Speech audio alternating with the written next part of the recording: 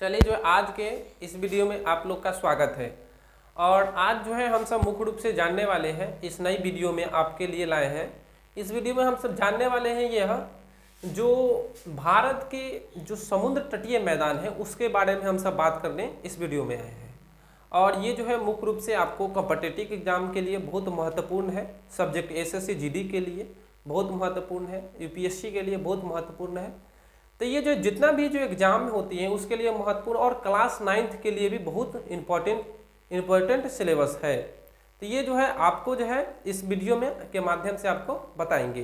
तो चलिए देखते हैं इस वीडियो के माध्यम से।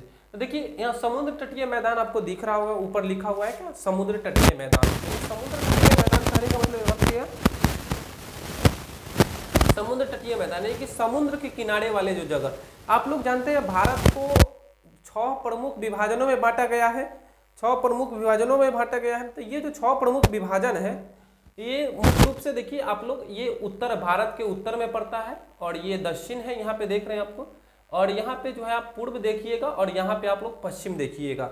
तो यह जो है तो उसी प्रकार जो है हम आज जो है बात करने वाले हैं समुद्र तटीय मैदान के बारे में, यानी कि समुद्र के किनारे वाले जो भारत के क्षेत्र है उसके बारे में हमसे बात करेंगे। तो आप लोग जानते हैं ये है जो ये देख रहे हैं आप लोग, ये प्रायद्वीपीय भारत है, यहाँ पे दिख रहा है नक्शा में आपका। तो प्रायद्वीपीय भारत आपको यहाँ पे दिख रहा होगा, ये प्रायद्वीपीय भारत है। और भारत के जो ये बाउंड्री है उसके जो आसपास के ये जो क्षेत्र है इसको ही कहते हैं कथी, ये वाला जो क्षेत्र है यहाँ पे आप लोग इसी के बारे में आज जो है बात करने आए हैं। तो एक बोलते हैं समुद्र तटीय मैदान, यानी कि समुद्र के किनारे वाले जो हमारे मैदानी क्षेत्र है इसको भी बोलते हैं समुद्र तटीय मैदान।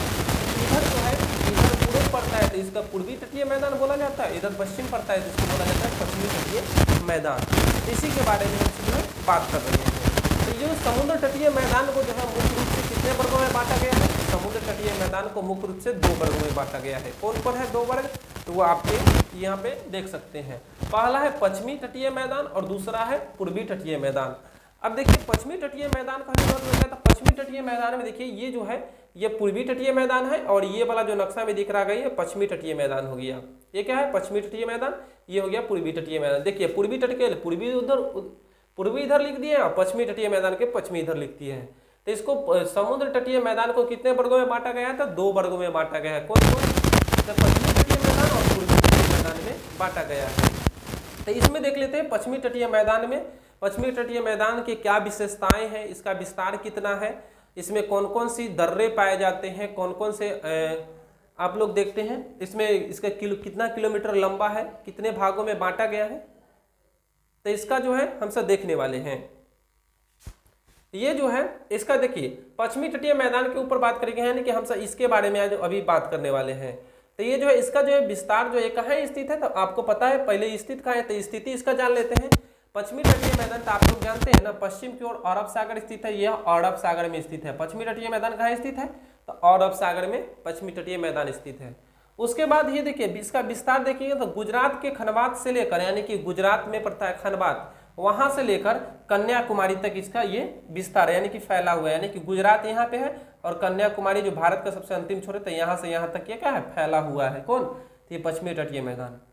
उसके बाद है इसकी लंबाई जो है, तो लंबाई है इसका जो है यहाँ से यहाँ तक की लंबाई कितना है, तो 1600 किलोमीटर इसका लंबा है। पश्चिमी तटीय मैदान कितना लंबा है? तो 1600 किलोमीटर ये लंबा मैदान है। उसके बाद देखिए चौड़ाई इसका है, तो चौड़ाई 60 से 65 किलोमीटर ये लंबा है। यानी कि इसकी चौड़ाई जो है पश्चिमी तटीय मैदान की कितना है, 60 से 65 किलोमीटर ये लंबा तटीय मैदान है। उसके बाद इसका विभाजन देखिए, जो पश्चिमी तटीय मैदान है कितने भागों में बांटा गया है, तो ये मुख्य रूप से 4 भागों में बटा है। तो देखिए इसका विभाजन, तो ये जो है पहला देखिए ये पहले गुजरात का मैदान बोलते हैं पहला। दूसरा है कोंकण के मैदान, कोंकण यानी कि जो कर्नाटक में पड़ता है, देखिए आप सॉरी कर्नाटक नहीं गोवा में पड़ता है कोंकण के मैदान। तीसरा है कर्नाटक के कन्नड़ तट मैदान। तीसरा जो है कर्नाटक के कन्नड़ तट मैदान। उसके बाद केरल में मालाबार तट मैदान जो है, ये 4 वर्गों में इसको जो है विभाजित किया गया है इस मैदान को। उसके बाद इसके प्रमुख नदियां भी देख लेते हैं। इसका प्रमुख नदियां देखिए, प्रमुख नदी की बात करेंगे तो इसमें प्रमुख नदी है सरस्वती, साबरमती नदी, नर्मदा नदी, ताप्ती नदी, पेरियार नदी। उसके बाद पतन में देख लीजिए, इसमें कुछ प्रमुख पतने भी हैं। मतलब इसकी बंदरगाह जिसको बोलते हैं जो विदेशों से सामान आयात और निर्यात हो, यानी कि भारत से सामान दूसरे देश में जाता है और दूसरे देश से सामान जो है भारत में आता है। तो जो भारत में आता है और भारत से ले जाया जाता है, वहाँ पर जो सामान रखा जाता है समुद्र के किनारे, उस क्षेत्र के पतन या बंदरगाह हम सब कहते हैं। इस प्रकार से देखिए इसमें प्रमुख पतने भी देखेंगे। तो इसमें कौन कौन से पतन? कांडला बंदरगाह है और कोच्चि पतन है। पश्चिमी घाट में 2 पतन मुख्य रूप से है, कांडला बंदरगाह और दूसरा है कोच्चि पतन। तो ये पतन है। अभी जो है अब हम जो है पश्चिमी तटीय मैदान के बारे में बात कर लिए हैं। अब पश्चिमी तटीय मैदान जो है मुख्य रूप से हम सब देख लेते हैं। ये पश्चिमी तटीय मैदान आपका खत्म हो गया था, कहाँ स्थित है? अरब सागर में। कहाँ से कहाँ तक है? तो गुजरात से लेकर गुजरात के खनबात के खाड़ी से कन्याकुमारी तक।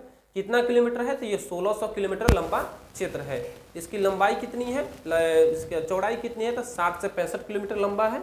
और विभाजन है 4 वर्गों में बांटा गया है। तो इसमें देख लेते हैं आप लोग, ये 4 वर्ग में है। तो इस प्रकार से आप लोग जो है याद कर पाइएगा। तो ये जो है आपका पश्चिमी तटीय मैदान जो है खत्म हो गया।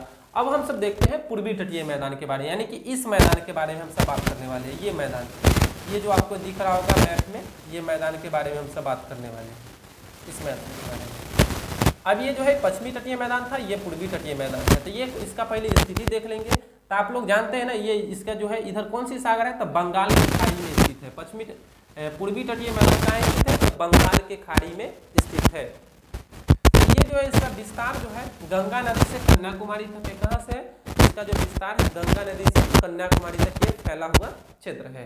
अब देखिए इसका लंबाई देख लेते हैं। तो लंबाई जो है 1500 किलोमीटर यह लंबा क्षेत्र है। कितना किलोमीटर?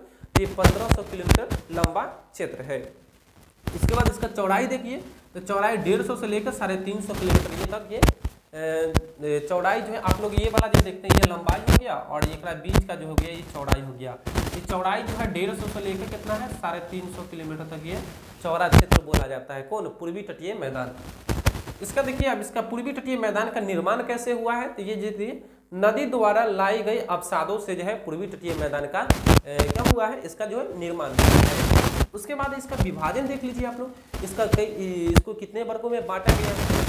इसका जो है विभाजन जो है मुख्य रूप से 3 वर्ग में है। देखिए पहला गोलकुंडा तट है। पहला जो है कहाँ? गोलकुंडा तट है। दूसरा है आंध्र प्रदेश तट है। दूसरा जो है आंध्र प्रदेश तट है। उसके बाद तीसरा जो है कोरोमंडल तट है, जो तमिलनाडु राज्य में स्थित है। अब ये देखिए इसका जो है पूर्वी तटीय मैदान में से जो है प्रमुख नदियां भी बहती है। कौन कौन सी नदी है वो देख लीजिए। ये नदी देखिए, यहाँ पे नदी दे दिए हैं, तो कौन कौन सी नदी है वो देख लीजिए। पहला नदी है महानदी, जो पूर्वी तटीय मैदान से बहती है। उसके बाद कृष्णा नदी, कावेरी नदी, गोदावरी नदी, ये जो इसकी पूर्वी तटीय मैदान की प्रमुख नदियां हैं। अब देखिए इसमें कुछ पतने भी हैं। कौन कौन से पतन हैं? तो पतन के ऊपर भी बात कर लेते हैं। तो इसमें पतन है तो विशाखापट्टनम पतन है, पारादीप पतन है, तूतीकोरिन पतन है और कोलकाता पतन है। यानी कि पतन मतलब फिर वही बंदरगाह की हम सब बात कर रहे हैं, जो समुद्र के किनारे स्थित है। जैसे कि यहाँ पे बंदरगाह आता है, कोलकाता पतन यहाँ पे है। उसके बाद आंध्र प्रदेश, ये विशाखापट्टनम है तो यहाँ पे है, आंध्र प्रदेश राज्य में स्थित है। उसके बाद कोलकाता पतन आप लोग जान दें। उसके बाद पारादीप पतन है तो यहाँ पे है, उड़ीसा में है। तो इस प्रकार से जो है आप लोग ये पतन आप लोग देख रहे हैं। उसके बाद पूर्वी तटीय मैदान में कुछ फसलें भी उगाए जाते हैं, उसके प्रमुख फसलें भी हैं, तो उसका भी बात कर लेते हैं। तो इसमें देखिए पहला फसल है धान की फसल, नारियल की फसल होती है, गरम मसाले की भी फसल होते हैं। तो ये मुख्य रूप से पूर्वी तटीय मैदान में धान की खेती, नारियल की खेती और गरम मसाले की खेती के लिए प्रसिद्ध है।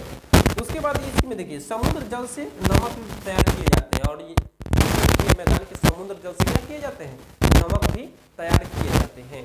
तो ये था जो है पश्चिमी तटीय मैदान, यानी कि समुद्री तटीय मैदान को 2 वर्गों में बांट दिया। पहला है पश्चिमी तटीय मैदान और दूसरा है पूर्वी तटीय मैदान। तो ये दोनों के बारे में जो है आप लोग मुख्य रूप से विस्तार भी देख लिए हैं। अभी जो है आप लोग इसको स्क्रीनशॉट भी ले सकते हैं, और ताकि आप जो है आसानी से इसको लिख सकें। और सभी कॉम्पिटिटिव एग्जाम और 9th क्लास के लिए बहुत इंपॉर्टेंट है ये।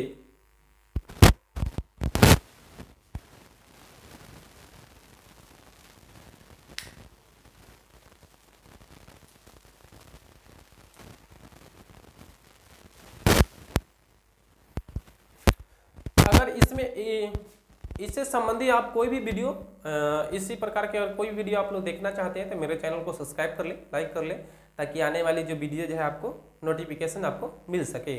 फिर मिलते हैं किसी नेक्स्ट वीडियो में। जय हिंद, जय भारत।